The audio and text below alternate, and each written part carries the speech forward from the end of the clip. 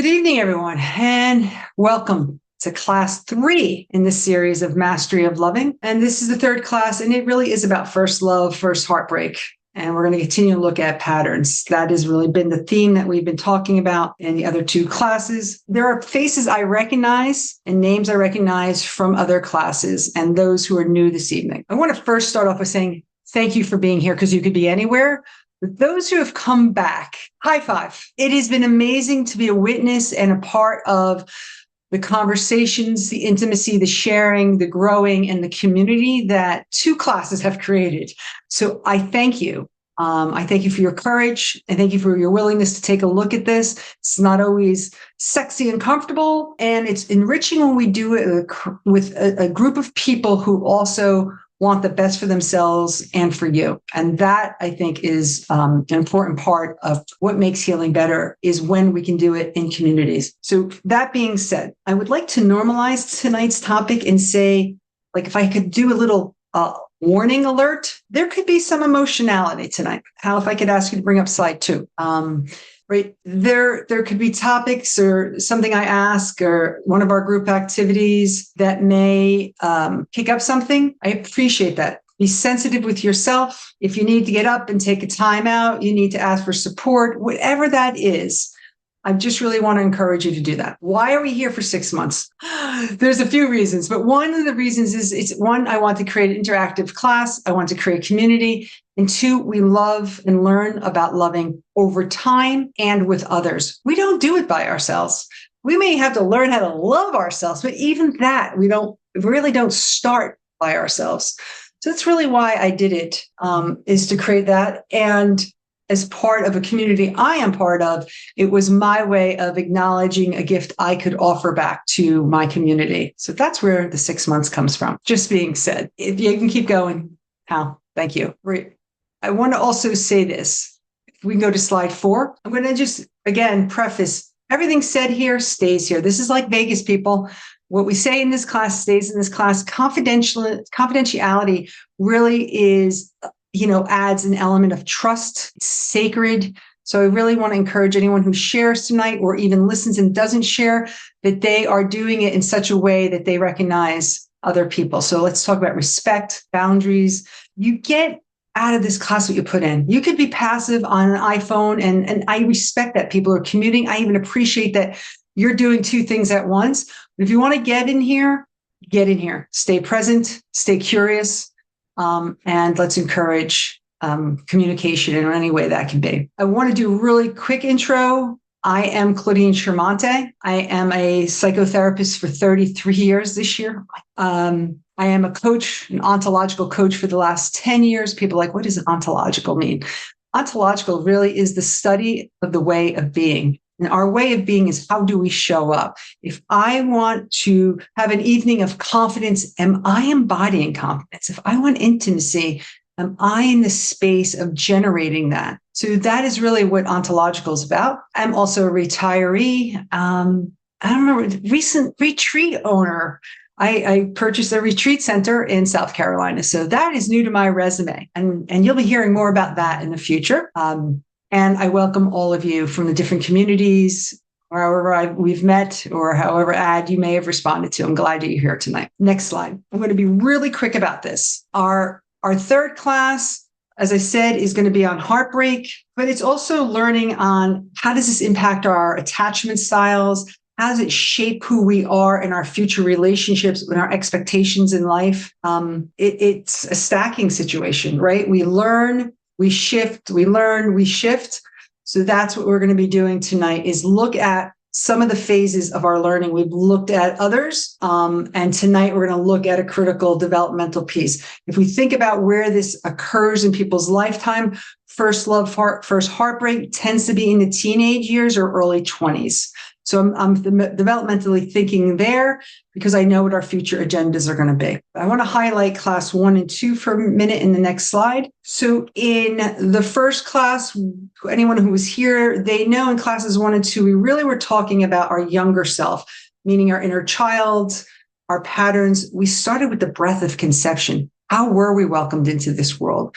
what were our parenting styles? Because that style really informed what we now call our attachment style. It was our relationship to our caregiver. There's 4 different types. We'll talk about that later tonight. We also then got into how patterns start to reveal and how our parents take care of us. We start to notice how we interact with others in class 2, particularly through the adolescent years. And what does that teach us? And of course, we're always looking for opportunities to heal and grow and integrate that growth. So there were some practices about self-compassion, journaling, mindfulness to help validate and heal. So that's what we did. In our class this evening, this next slide, slide 7, we're going to talk about first love and attachment. I love that. Heartbreak as an inquiry. What does it do? Where does that heartbreak store for us? To me, you see me pointing to my body. We will be also talking about our bodies this evening, not always here, not always our heart, but how we're recording that. And what is, if we have trauma, what is also the impact on intimacy and our development? So I think we're going to continue to see that throughout this course. We always are going to keep trauma in the background. We recognize everyone here has gone through something. Here's a question. If there's anybody here from class 1 and 2, and I see some of you tonight, you're not on your iPhones. Is there anything that has stayed with you from class 1 or 2 that you would want to share? Raise your hand, unmute yourself. Anybody here? I see some people that were maybe only here for class 2. Anything in particular? Okay. I'm assume I have no hands up. Would that be accurate, Hal? Nope. Nobody? All right. I can't hear from you, Hal, either. There you go. Yeah. No, you're fine. Okay. We're still coming in. That's all. Still coming in. Well, there may be something that stayed with somebody. I appreciate it. I appreciate the people who have reached out and had phone calls with me after the class. That's always an invitation. Always can reach out. I am here. So we're going to take a moment. I recognize we have people coming in. Hal, I'm going to ask you for some soft music. I'm going to invite everyone into some breath. So I would like to encourage, if you're laying down, fully lay down. Don't be on your side. You don't have to see me for these next few minutes. I want you to be relaxed. If you're in a chair, really allow the chair to support you. If you're on the couch, allow the couch to support you. Allow your body to be held wherever you are. You don't have to look at me. Just as long as you can hear my voice, that's all that matters right now. So I'm going to invite us into a very soft breath. It's only going to be inhale through our mouths for 3. 1, 2, 3. We're going to hold for 4, and then we're going to release for 3. So it's a very gentle breath. In for 3. 3. Hold it for 3. 1, 2, 3. Out for 4. 1, 2, 3, 4. Everyone get that? We're going to inhale for 3. 1. Hold for 3. Release for 4. On your exhale, you're going to breathe out 4. 1, 2, 3, 4. I encourage you to just arrive here, wherever you were tonight on your Tuesday, that you're going to give yourself the permission to come into this space, this class, this learning. So again, we're going to take in our breath. 1, 2, 3. Hold for 1, 2, 3. Exhale for 4. 1, 2, 3, 4. Inhale for 3. Hold for 3. Exhale for 4.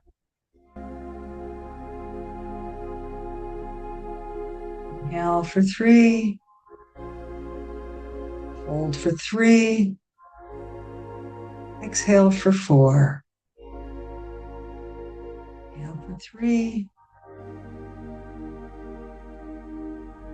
Just be in this moment. So inhale for 3. 1, 2, 3. Hold for 3.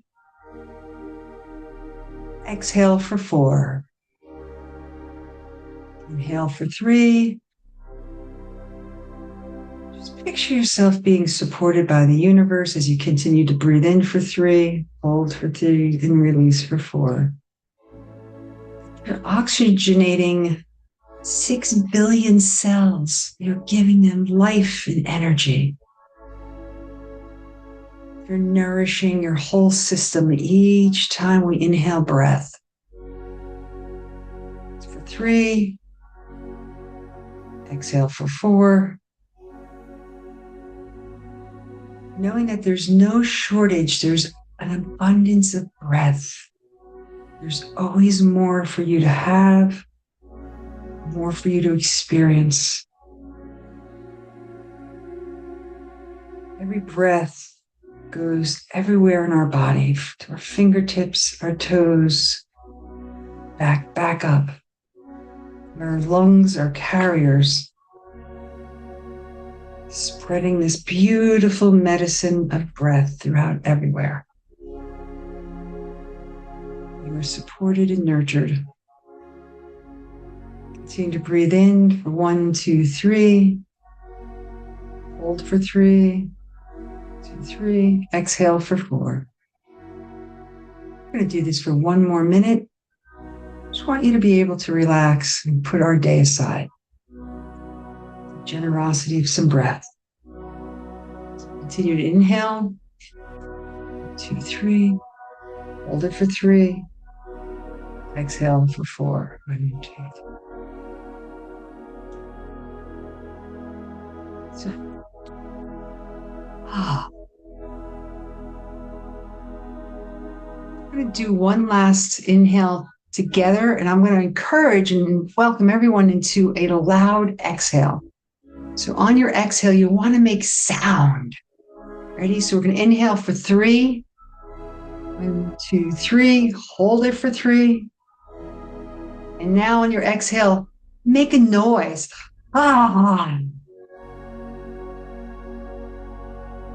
Arriving here. If you have not tried breathwork, I highly recommend it. We will talk about it tonight as a healing modality. So thank you. Took a moment. Thank you, Hal. So let's talk about slide 9, if we could. I'm going to talk about our first love. This is going to be a night, everybody. You're going to visit this. So just get in the mind of, think about what was it like when I looked at my first love? Who was my first love? For some of us, it may have been a really long time ago. I think it's about 40 years for me, actually. But the thing about it, and there's no brilliance here, I'm sure all of you have recognized that the person we fell in love with the first time probably represents a little bit of our parents. It doesn't mean them as a person, but how they loved us, how they interacted with us, how they showed us love, affection, right? It's mirroring the attachment style that we've already known. I mean, anybody see it differently? I certainly think of, any of my clients or myself. There's something about it that really resonates. There's a familiarity in this person. That's why we've also got attracted to them. It's why we continue to get attracted in relationships. There's something familiar we're seeking. There's a vibration that meets. For those who don't remember the attachment styles, there's 4. I always do this with my clients. We're always moving towards secure. And there's 2 or 3 other types. We have the anxious attachment style, which sometimes is called preoccupied. We have the avoidant, which is sometimes called, dismissed. And then we have the, disorganized, which is really a combination of both. And it's usually an impact of, it's informed by the way our parents have treated us. We're all moving towards secure. This is not a lifelong, this is not a diagnosis like, oh my God, I have avoidant tendencies. Does that mean I'm avoidant in my style any longer? No, a lot of healing has been done. Right. For me, it was a way of dealing with really inconsistent, unavailable parents. My parents were entertainers. They were divorced. Very rarely saw them. So there wasn't a lot of that consistency. I didn't know when it was going to occur. And when I got it, wonderful. But if you don't get that attention and affection often, you're kind of left with, looking for more. And so it's also the part where we're looking at the emotional patterns. I'm going to ask, but I will also share with you, I noticed my own first love. Remember, his name is Rob. He was a senior. I was a junior. And I just fell in love with, I thought his looks, he's so kind. A lot of Rob was also a lot like my dad. My dad was always there on Tuesdays and Sundays because they were divorced, but he wasn't there. Like, you couldn't really grab my dad. He wasn't available for the conversation. He was good at telling. He wasn't good at conversating, nor was Rob. And I later learned from him that he fell in love with my family, not me, because I had come from a very large ethnic family. We're into hugging, we're into food. And he came from a very small family with, only a single mom. They weren't affectionate. They didn't say they loved you a lot. So there was something he experienced in my family that enlivened him and attracted him to me. But I'll tell you, one of the things that it reminded me of is I was overweight. I've been obese all my life. I lost 75 pounds, and then I got the ask out. So for me, it connected even deeper that my body size was going to be attached to how much I was going to be loved. That was a pattern that I already had in my life. It was a pattern that I would continue for many more years. So my question is, how do you think your first love mirrored or challenged the love you had at home? Anybody willing to share? Does anybody have a story that's similar to so many of my clients, to me, where you recognized, even in my first love, I learned something got reminded. This is Hal here. For me, I grew up understanding that my grandparents must love me and everything, but my grandmother was actually abusive in a very particular way. So I learned that love was about abuse. So as I looked for other women for myself and stuff as I got older, I looked for women who were abusive towards me. Oh, thank you for sharing that, Hal. Again, because you start to attach to that way of interaction must be care. You didn't have a new point of reference. Yeah, I grew up thinking that love was about abuse, and I even took it to the extreme. When people would tell me you should love yourself, I'd abuse myself. Mm-hmm. Thank you for that extra piece, because it comes with conditions. You were taught love came with conditions, harsh ones perhaps, but they came with conditions. Anybody else willing to share? And I get it if you want to take a moment, everyone. Hi, I will share. This is Tanika. Tamika?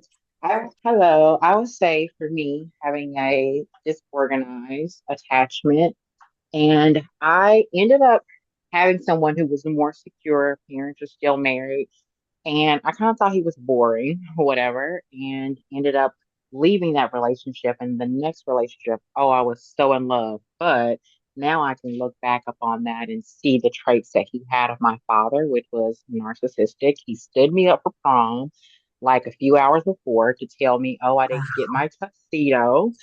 And I was like, what? So it's like I'm going to be going alone. My brother had to jump in and go with me. But yeah, because my father abandoned me, like was in and out of my life. And that's kind of how he was. He'd break up, he'd cheat, he'd come back. And I was just tolerating it. But I realized that that was the blueprint that I had for love. Yeah. Yeah. Thank you. Thank you for that.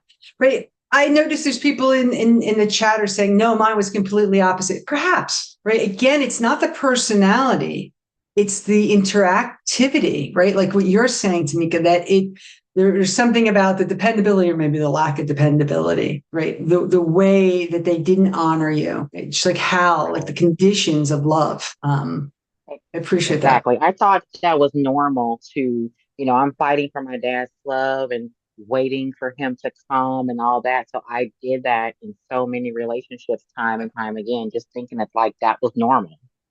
Yeah. And if you notice the secure guy, I was bored by him. I didn't think that was a good relationship because I was like, it's nothing here. It's no sparks. Right. Because he's not avoidant or narcissistic and making me chase him and do all those types of things that I have been accustomed to doing with my own father. Exactly. Thank you. It's exactly what we're up to here. Again, no blame. This is not a blame them or a blame us. I'm not here to dog anyone. We're all getting lessons. Your first love was getting lessons. You were getting lessons. They were only mirroring what they had. They only had the tools and the capacity they had at that time. I certainly hope that if I ran into any of my exes, that they're not in the same place. And I know Rob has been actually happily married for 26 years. So clearly he was able to meet somebody vibrationally that matched him. And I'm so happy for him. I did see somebody else's hand up, and I apologize. Was there somebody else who wanted to share? Just come off mute if you want to share. Yep. Dee Dee. Oh, Hello. hey Dee. Oh. Hi Dee. Hi. I never really quite thought about my first love before, but as you're sharing, I'm recognizing that I felt that I had to fight for love or attention from him. And he was emotionally detached. And what I'm realizing is that there's a connection between that, and I was raised by a single narcissistic mother. Who I'm now her caretaker. Whoa. And yeah, I'm in a tough spot. Yep.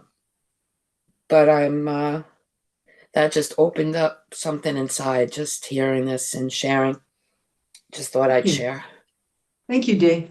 Thank Really, I appreciate that, because you're giving us many patterns in one. Like, notice she only spoke a few sentences, but spoke about childhood patterns that are still alive for her, like even in her adult relationships, and her childhood patterns alive with her mom now.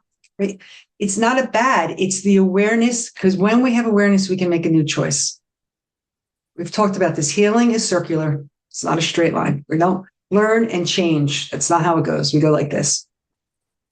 Jennifer, I don't know where you are in the scope of all the people, but if you'd like to come off mute, I'd love to hear what you had to say. So you had your hand raised. Jenny Lynn? Oh, hi, Jenny Lynn. I'm sorry. Hi, that's okay. It's funny because I put my hand down and I put it up and I put it down because I'm really thinking about this now. I appreciate this reflection. I was raised by a hyper religious mom, and I have a lot of religious, and she was very intense and overbearing and addicted to worry. And I remember my first love feeling so opposite of that. I'm the one who I might be one of the ones who put that in the chat, where it's like I felt seen and I felt magical and I sort of felt like my best self or my most perfect version of me in that relationship. And it was so opposite of the turmoil and the screaming and the dissension that I had being a free spirit and having a hyper religious mom. And my dad was sort of hands off about the whole thing, like, you guys fight all the time, that's you guys, and I love my dad. But then I thought maybe he felt like my dad made me feel fine and great and like I was wonderful, I guess. But I don't know. Good place of being, just inquiry, right? Like, because your father sounds like he gave you more space because he knew how tight your mom was with you. Yeah, but right. yeah. But somebody said something about disorganized attachment, and I think I'll look into that a little more too, because I think of myself mostly as pretty sensible and secure and emotionally able to regulate, but sometimes I've been very attached and sometimes I've been very avoidant. So I guess maybe that, and that's a cool reflection too. So thank you. You're welcome. Thank you. Well, I want to everyone's going to bookmark this, because we're going to go into, speak on the next slide, and then we're going to go into a very brief breakout room. So Hal, if you can bring up slide 10. Hey, I'm going to do a little activity, and we're going to go into breakout rooms in a few moments, and I'm going to leave you with 3 questions. But first, I want to just ground you in this. One is, we have an emotional experience, right? There's something that opens up for us, right? We are alivened. We have all these sensations, that are coming into it. So when we were in the relationship, or even when we reflect, we could see the emotionality tonight when we even think about that. So there's going to be a place of, how did it feel emotionally and physically to be in your first love? Right? The other is, were any family patterns repeated? Some people already shared tonight. I'm going to invite you to, everyone's going to get to share this piece, because this is a reflective part. And the third is, did it influence your body image or intimacy? again, in my share, doesn't mean it is for everybody, but if we're having our first sexual experiences, if it's the first time that we are revealing a part of our body or letting it be touched, right? That all of this is imprinting. We're going to talk about our body keeps score. This is not a negative. This is an experience. I just want to invite everyone into some reflective time. We're going to be with those three pieces. What did you feel like emotionally and physically? Were any family patterns repeated? And how did it influence my body image and intimacy? Now everyone's going to go into a breakout room of 3 people. Everyone gets to share for 2 minutes each. Right? That's so 6 minutes. And then we'll take a minute each maybe to comment, not coach, not advise, but get curious with each other. Then 1 minute to wrap it up and we'll come back into group. Okay. Does anyone have questions about that? There's 3 questions. How did it feel emotionally and physically? Family patterns, any influence on our body image or intimacy. Okay. From there, how can you bring everyone into breakout rooms? Thank you. So everyone could start going into their breakout rooms. So sorry. We didn't write them down. What did it feel like physically and emotionally? Were any family patterns repeated? Did it influence my body or intimacy? Okay. My body Physically and image. emotionally, family patterns, body image. Yep. Thank you.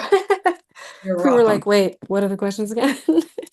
No problem. Would anybody like to go? So for me, let's see. Physically and emotionally, I mean, I already just kind of shared that. So I felt perfect in a weird way. And I was a teenager. I was like 16. So to feel, to have acne and all the stuff that teenagers have, and to feel perfect in a way, it was interesting. It made me feel emotionally happy. It made me feel mentally smart and talented. And it made me feel, physically great. Family patterns, no, again, I would say it's the opposite for me. He was a hippie and kind of a druggie. And so opposite from my family, which were really, really buttoned up, white bread, conservatives and Christians. And then the last thing, did it affect my body? Well, I was raised so hyper Christian that I was very afraid of diseases and stuff like that. So our intimacy was compromised in that sense. I was always terrified of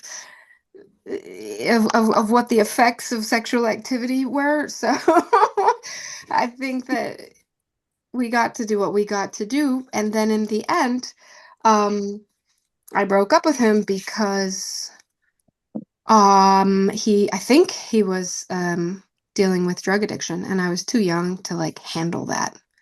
So again, the very opposite of my family. And so that was certainly my first heartbreak. So I don't know, Patricia, would you like to go? Yeah, I think I was very secretive about everything. As a little girl, I had an older brother and he seemed to be going down a strange track, a track of addiction. And I just learned to hide everything. So even my sexual encounter was very secretive. My mother brought it out kind of at the dinner table after she had seen me in the bathtub and I had gotten pregnant. So I tried to keep everything secret, but then it was exposed and my own physical nature and privacy was violated by her. I felt, what was she doing in my bathroom looking at me as a little girl? Family patterns, it was never discussed with me at all. You were how little? I was about 12 or 13 at that time. Oh, wow. It kind of blew up the family pattern again, like my brother was blowing up the family pattern. And I just lost my partner about a year ago to cancer. And we hadn't been intimate in a very long time. So I think I've been able to just turn my sexuality off because it's just was teeter-tottering on pain and difficulty from the very start. Timothy, you want to jump in? Yeah, I guess we're talking about first loves. Talking about physically or emotionally, Yeah, first love. how did it? Physically or emotionally. I guess my first love, I had different ones. I gotta go back to first grade. Her name was Stephanie, and like yourself, I do come from a food background. I'm a Gnostic now myself, but I was kind of into that, and I can kind of see what you were saying about scared of sexuality. You know, If you could just get the PowerPoint up when you get a chance. All right. Yeah, thank you. So I happen to had a mistake, got into a group, but I recognize not everyone maybe didn't get a chance to complete their processing or their sharing. If anyone feels like they didn't get to say something or they've had a new realization that they want to, I'd encourage you to come off mute and share that. That wasn't 2 minutes per person. Okay. We did one set of 2 minutes per person. I did send things to let you know when to switch. So that was 6 minutes total that we just did. Okay. And so I apologize. So we were going to go for 10 minutes. But I get it. The next time we'll work on that on our side. Great. So how we don't have the PowerPoint up? I thought it was. No, it says something, no title. How interesting. All right. Yeah. Let me redo it. You got it. No problem. My question, and I apologize. So everyone didn't get to share. Is it up now? I hear, yes, thank you. We can go to the next slide. So I hear that. I want to just ask if anyone noticed any commonalities in the sharing. Anyone notice any common themes? And there's only 3 people. I'm just kind of curious. Generally, just chaos. Chaos. Healthy chaos, patterns of relationships. Yeah. Okay. So Kimberly, when you say chaos, do you mean like the family or that first love was chaos or all of it? All of it. Okay. So in that way, there's a mirroring because right, for you, chaos may be very familiar. You have a high threshold. So that's going to feel familiar energetically. Can I play with you for a little bit? Can we might process? Okay. I'm gonna share with you that very similar for me. I'm the youngest of 7. So for me, chaos is our family norm. Mm-hmm. We're not quiet. We're not a subtle little family. Mm-hmm. And when I am in dating, I often feel very at ease around somebody later to find out that internally they're very chaotic. They may look very on the surface, but when you start to find out their inner landscape, it's like being in the lunar module. You're like up and down and all over the place because that's what's familiar to me. Mm-hmm. Is that at all? Would you say you'd see any of that in your life as you've continued to mature and have other relationships? For me, I think actually the chaos still exists in me. Like a recent relationship, it wasn't so much them, it was still in me, honestly. I was still in that avoidant place. Yeah. Yeah. And so that's good in that I'm attracting much healthier people. I truly believe that. And from the early days, oh gosh, the crazy, the cray-cray. The cray-cray. Yeah. Yeah. Thank you. Right. Yeah. And again, because healing is not linear, we're going to attract that same. So I really want to encourage people not to be in a place of shame and judgment. Like, I can't believe I'm attracted. Right. There's a familiarity. And every time we interact with that and we learn and grow, we're ascending. Yeah. So I hear a lot of clients who are like, I can't effing believe I've done this again. They get really hard on themselves. And what they're doing is consciously cementing a pattern versus acknowledging our subconscious is always at work. Mhm. It's always going to attract us to something that is familiar and we can learn from it. Kindness and compassion. Anyone else notice anything? Even like the needs, like often you'll hear people like, well, this is how my mom or dad didn't validate my needs. And my gosh, my first love was very similar. I'd share and it wouldn't validate anything. Or maybe it heightened an insecurity for somebody. Like I shared about my body size, or Hal shared about, abuse became a condition of love. Just curious if anyone just noticed anything in their first love. Anything else they want to share? Tamika is saying, yes, subconscious patterns. Sure is. Yeah, I did notice that with the guy who I was so in love with, like my father, both my mom and father both did alcohol and drugs, and he would do the same thing. And of course, I wasn't even into that because my parents being into that, I like steered clear of it. But here I was in relationship with someone who did the same exact things. And now I'm trying to be like, oh, don't do this, don't do that, which is exactly the role I played with my parents, trying to get them not to do it. And it's just like, what in the heck? Now that I look back on that those patterns, they are so deeply ingrained in you. Ah, Yes. And so is the survival pattern. And again, to hear me is that's not a negative. We have things like the Enneagram, like I'm a peacekeeper. No shock. The youngest of 7, of course I'm a peacekeeper. So that adaptive style that helped me survive my chaotic large family is such an asset in my life and at times a hindrance. So recognize that all of these are all lessons and gifts for us. How we relate to the Enneagram. I said it wrong. Genuine. It's Enneagram with the E. Enneagram. I may be saying it wrong, but I know I'm a peacekeeper. I'm a number 9. Thank you. Yeah, I mean, the whole new Sesame. You hadn't heard about that one?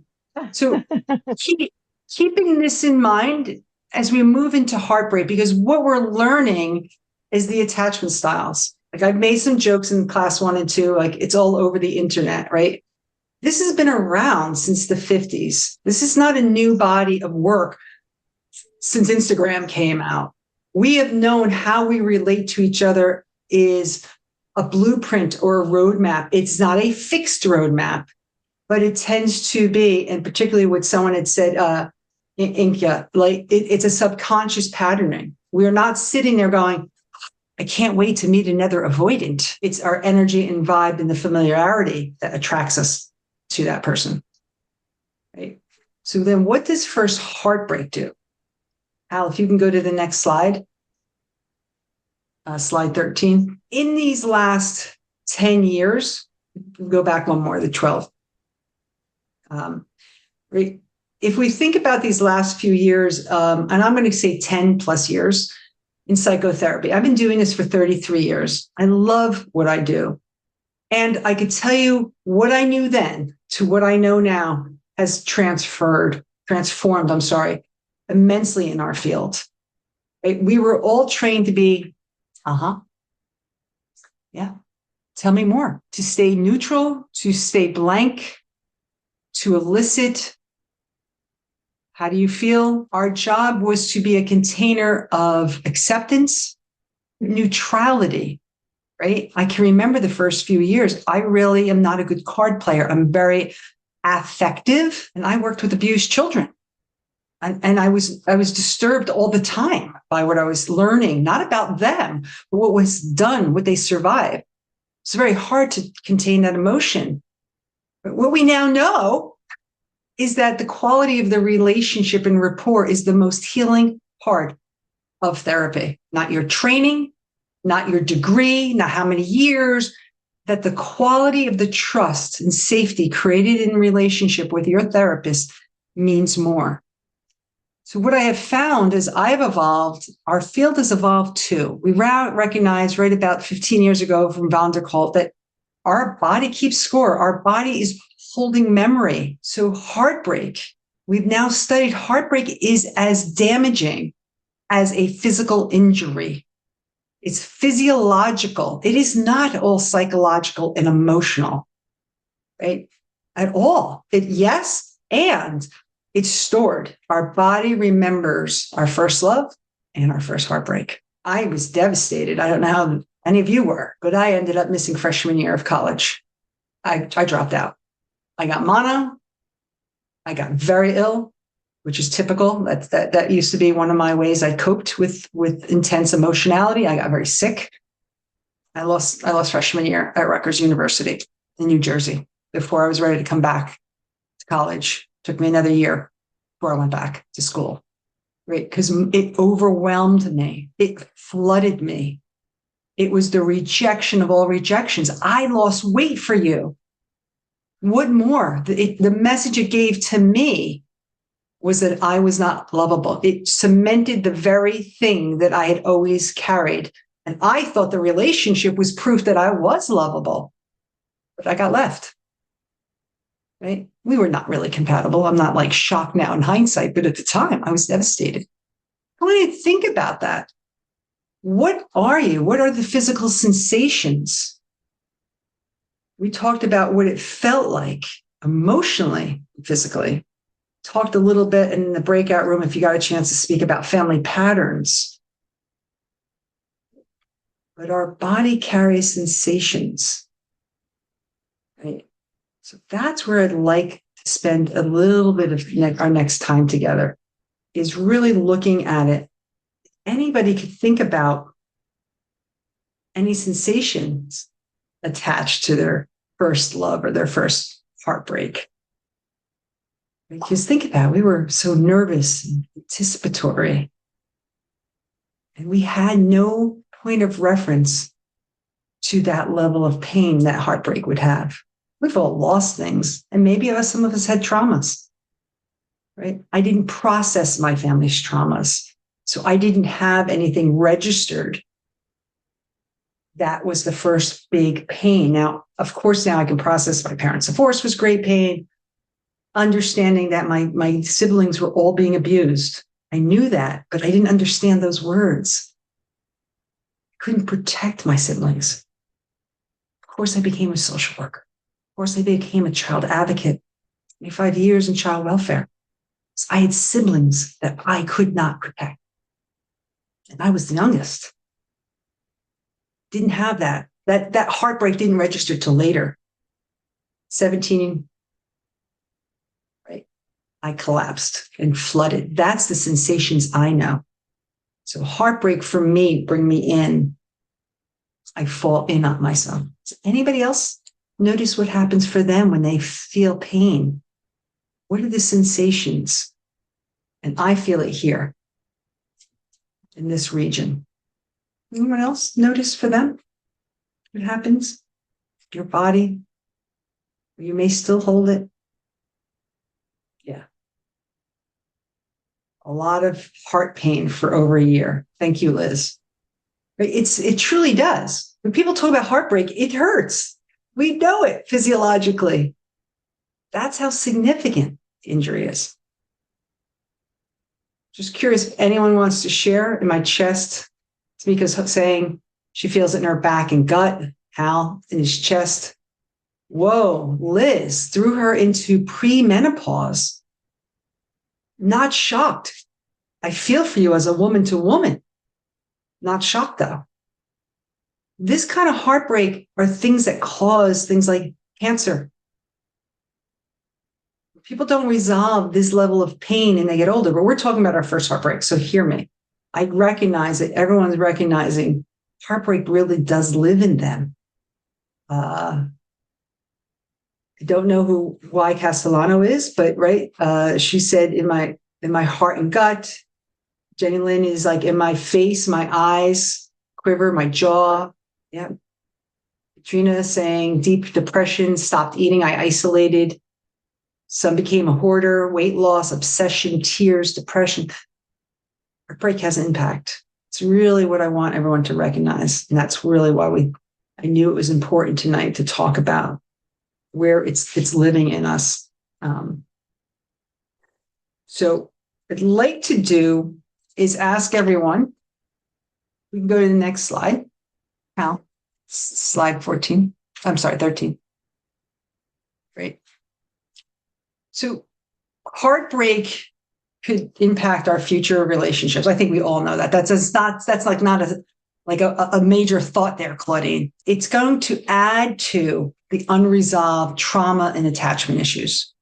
So we might notice that we get more protective, more anxious about entering relationships. Some people use the word more cynical. Some people may get more avoidant. They're like, I'm out. I don't want the pain anymore. I don't want the distress.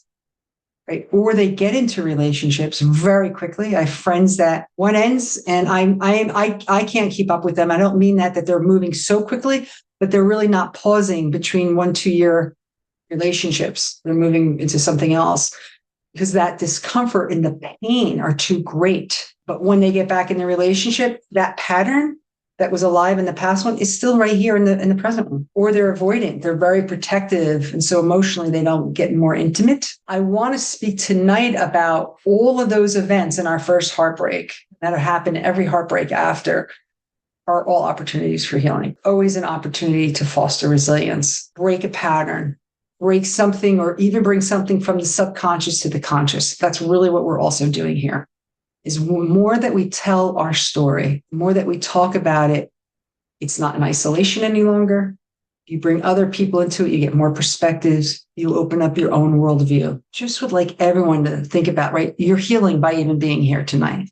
By going into a group and sharing your story, that does that. So in the chat or raise your hand, I'm curious if heartbreak for you how has it impacted intimacy? Does it influence anything about your approach to intimacy? I'll give an example. Just take a moment. How has any heartbreak, but I like if you could think of the first one, but maybe too long ago.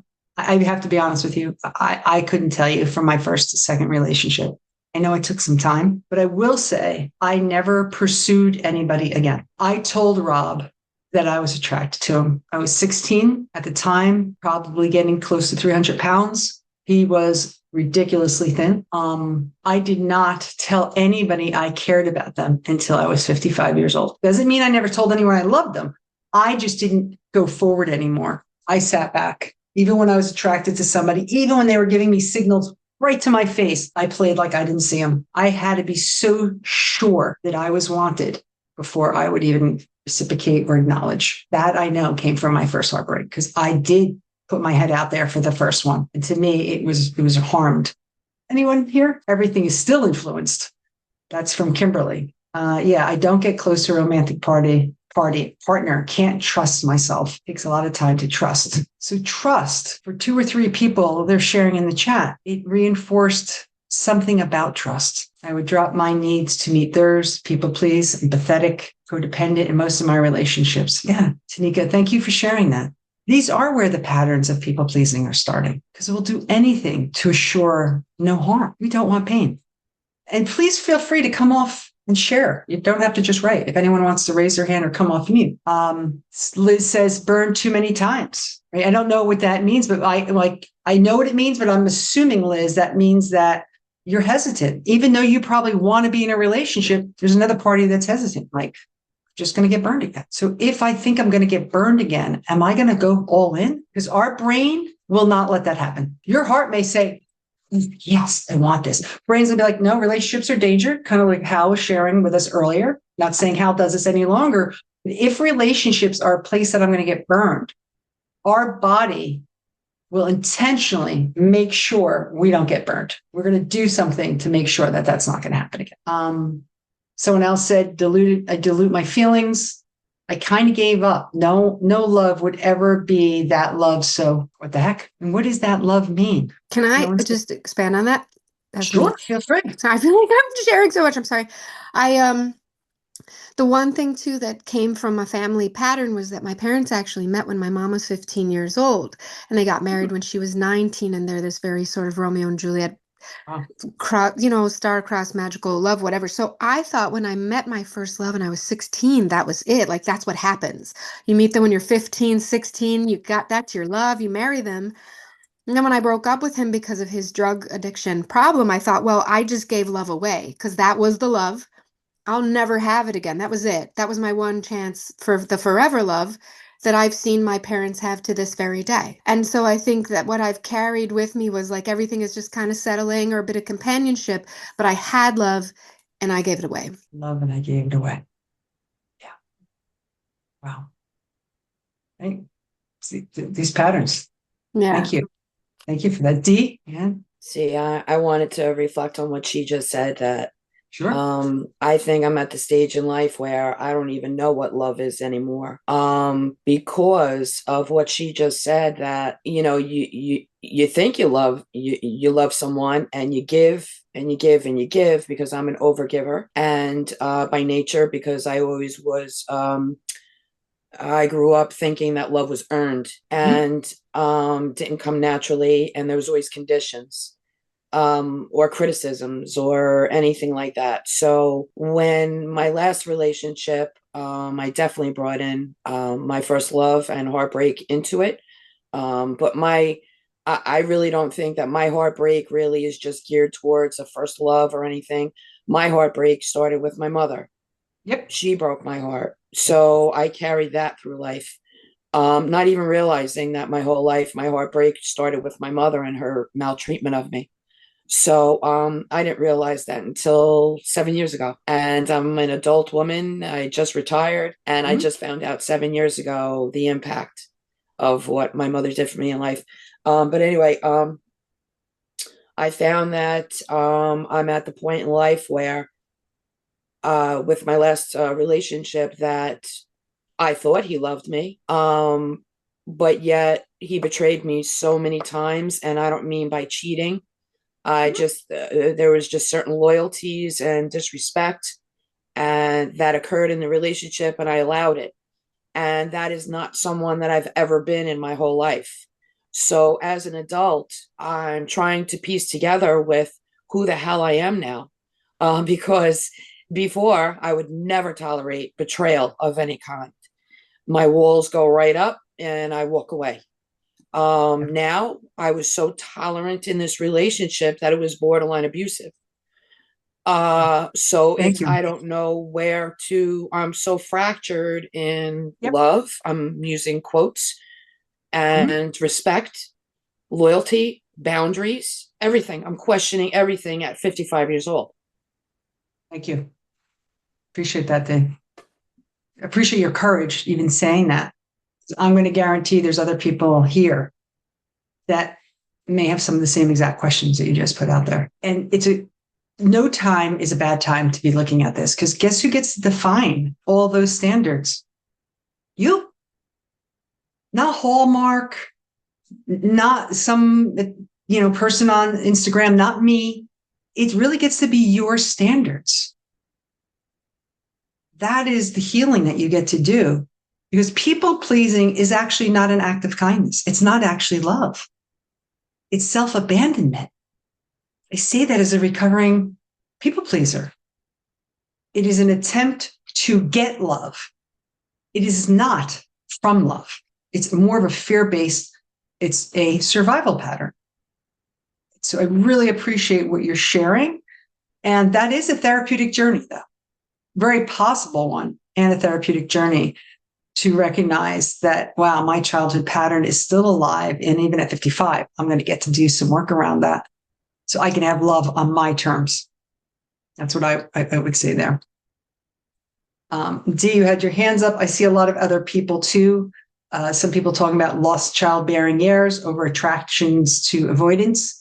I let myself get chosen to feel secure, even though I don't share the same attraction. Ooh, Kimberly, thank you for sharing that. It's a very painful pattern. When I can't return the feelings, even though I really try, I just end up hurting him and me. So, right, the invitation for you is, I understand from an ego and an emotional safety, being chosen feels great. A lot of talk about that on social media too, right? To be chosen. It feels good. But if it's not being matched, then are you in alignment? The moment we're not in alignment with our own integrity and our own values, the relationship won't work. It's like this. You can't meet alignment if you're not being, if the energy is not being reciprocated or you already knew it. The very thing that we know is our yellow flag going in is probably often the thing that ends a relationship. So think about it in that way. Thank you for the shares, everybody. Again, nothing wrong here. I hear the pain, though. When we recognize how we were treated really continues to impact us today. All my years of healing and therapy, still alive for me.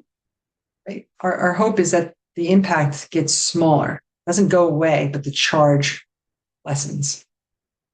Nadine, confusion for me. I can't find the balance. I overthink all interactions trying to ensure I get it right this time, but I didn't get it right, regardless of the direction I go, anxious or avoidant. Nadine has some brilliance there. I don't know if we all recognize this, though, by the way. Even though when we label ourselves avoidant, we actually get anxious. And the anxious sometimes also get avoidant. But we have our defaults. And when we go into intimacy, everything gets activated. So our labels mean nothing in the end. It's all about the protection in the game. Don't want to get hurt. I have a phrase I often say to couples that I work with or to my partners is, are you willing to share your playbook? So I have a process where we actually share the 5 greatest trauma patterns in our lives. And when we give that to our beloved and our beloved gives us their 5, it's a vulnerable act. We can use them on each other, but we can also use them to heal. Because now we know, and when you do this, it invalidates my trauma. Then how do we as a relationship, not me only, how does our relationship help you here when you're experiencing that? But these patterns are very much alive. Thank you. How the next slide? Okay. So some somatic pieces that we're going to go into. So do people know what's meant by that? So somatics is a new hot topic for like the last 5-6 years, but it's older than that, but it's much more common, maybe a little longer than that. It's Stephen Levine, this a doctor who actually started to recognize and create the whole body of work called somatic psychotherapy or somatic therapy, where we recognize the body, mind, spirit connection, particularly body, mind, and recognizing that there's a limitation on talk therapy. This talk can only get us so far. That's why we start with breathwork at the beginning of this class to kind of lower some of our defenses, get us present, right? But if we're active in our head only, it's often not going to allow us. Someone just put it in there, Castellano. Nervous system. Yep. It's all about our nervous system. We didn't know that. One of the questions that I ask my clients often, and I don't think any of my clients are here tonight, though, is how is that in your nervous system? How does your nervous system feel about that? You could also call it our intuition, but I want to keep them separate. They're not the same. Right? I think one is very biological based, one's spiritual based. And our nervous system is always tracking for us what our mind can't. So our body's holding some stuff, right? So we've talked about some of the physical sensations, menopause, stomach problems, areas of tightness, right? I told you I have them here, my chest. So we're going to do in a little while some practices to loosen it. I heard some people say they have it in their gut and their stomach. And someone I think said in their face. I'm just curious if there's anyone else who wants to either say it out loud or put it in the chat. Is there any other places people notice that they're holding? I often hear people talk about the shoulders, right? That there's weight we're carrying here. People feel tense here. Everyone likes to get a little massage on our neck and shoulders. So that's part of it. Yeah. Strain. Thank you. Yeah, neck and shoulder strain for me. Yeah. So we're always having to keep up, keep it up, keep it in, keep it going, right? Keep moving. And yet we're holding such pain. I appreciate someone saying jaw, teeth clenching. Right? I notice when I'm really stressed, I've got teeth that bother me. Nick saying shoulders. Yep. So we'll notice it here, and I'll say things like, if my mouth's bothering me, right, like this, have I said what I needed to say? Have I spoken my truth? What is it that I'm holding back? What is I'm carrying if it's in my shoulders? What has been off in my body, my stomach? So we're going to talk about some gut things. Yeah, like holding the weight of the world. Thanks, Hal. Yeah, that's really what it feels like. That gets that heavy. The next slide. Okay. We spoke a little bit about this already, about heartbreak and self-worth. Right. And I appreciate some of the sharings reinforce that there is a place where the heartbreak reinforces a family pattern, something we think about ourselves. It may also, I'll say this, heartbreak is a catalyst for growth. Does anyone here not recognize that? Right? Sadly, humans are motivated by pain greater than joy. I'm right there with you. Right? I can come through heartbreak and I end up becoming massively creative. That's how I transmute my grief, is I go into creator mode. I reestablish connections to my hobbies, but I tend to be a creator. Anybody else notice that about their grief? That they may end up having huge transformation that they never saw coming that came out of their pain. And then years later, they go, I don't even remember what happened, but I can tell you all the great things that happened. Anyone relate to that? Ultimately, yeah, thanks, Hal. Yeah. That we recognize that something great may actually come from our pain. All right. I see someone said, not yet. Okay. It may. It may. That's all I want to say there. Okay. Hal, 16? All right. So for someone who has a secure attachment, it's not that they're not going to be impacted. Again, we're all on this continuum. We all, hear me, everyone on this call, all have secure attachment. It's going to impact, but there's a reflective place. They won't sit in the victimhood very long. They will look for the growth, the wisdom, the lesson.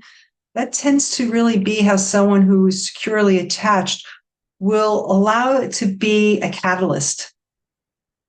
Again, not saying that they had no experience, like it doesn't impact them, it's that they can process and move through it quicker. Okay. For someone who has an anxious attachment style, it may really, right, because they're internal people, that anxiety really ends up in overthinking, to painful levels of overthinking, where they're having real difficulties focusing, concentrating, maybe not able to move on in their lives, right? They think the other person is so much better, like, oh, they don't even look like it. They're hurting. That's their perspective, that they are hurting worse. And again, it's going to make their next relationship, because the anxious attachment tends to need more reassurance that you're going to stay, we're going to be okay, that I've got this. All that's going to get shaky. So in their next relationship, they may actually need more reassurance. They actually may not trust. It doesn't matter how many times you tell them, I'm not leaving. Nope. They have the memory of the heartbreak and their parental attachment style, like the patterns of caring for them. The avoidant, classic avoidant, may look like they're indifferent to it. Yeah, just another thing, like, right, externally. But internally, they're devastated, right? So much so that the avoidant actually doesn't process their emotion as much initially, and it could really impact their future relationship, right? So avoidance, I make fun of it because I am, have avoidant tendencies. They're often joked about having 1 foot in the relationship and 1 foot out.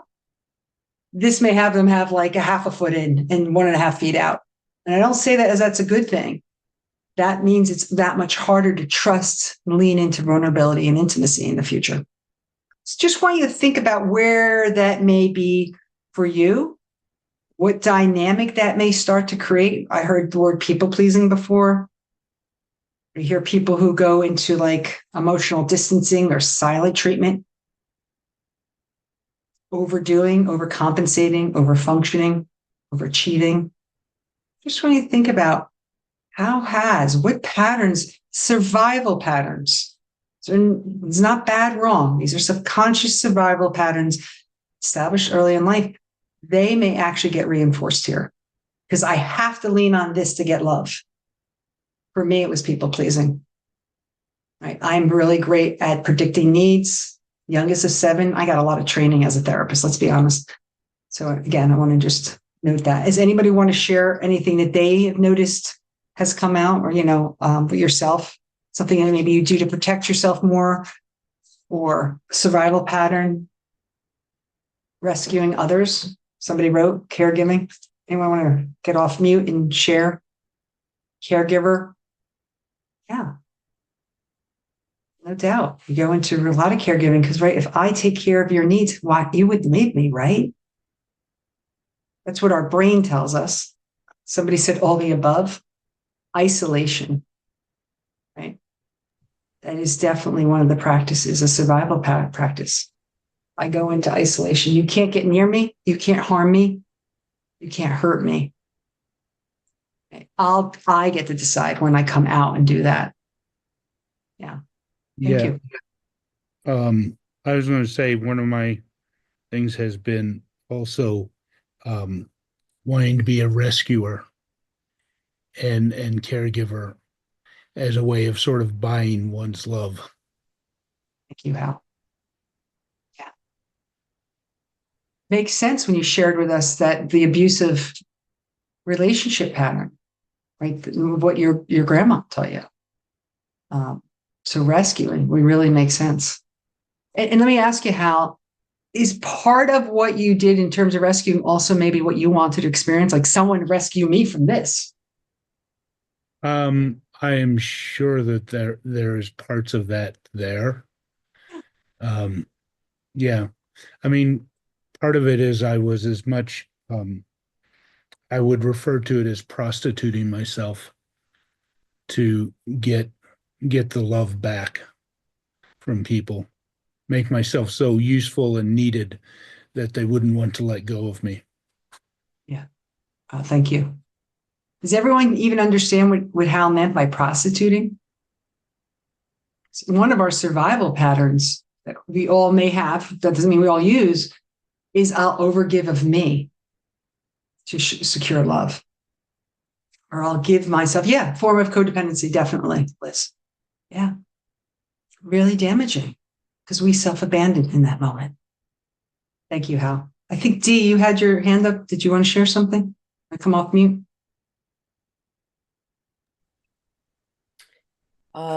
Yeah, I'm definitely the overgiver. And when I'm realizing that the codependency factor, which I never considered before because I was always such an independent person, but I guess it is a form of codependency in its way. Like I said earlier, is that I always felt that love was earned, or I was taught that love is earned. So I overgive to feel worthy of love. And now I just give without boundaries. So whatever someone I feel they need something, asked for it or not, I just act. And I know that sometimes others may not want that. So I push to overdo and to appease them and to, but I think that might be also a factor of my line of work. For 35 years, I worked as a 911 dispatcher and a police and fire dispatcher. So I think that also has a role in it. Yep. To be the helper, to be the rescuer, to have all the answers, and now the one who caused the most heartbreak in my life, I'm now her caretaker. So go figure that. Yeah. I always say spirit's clever.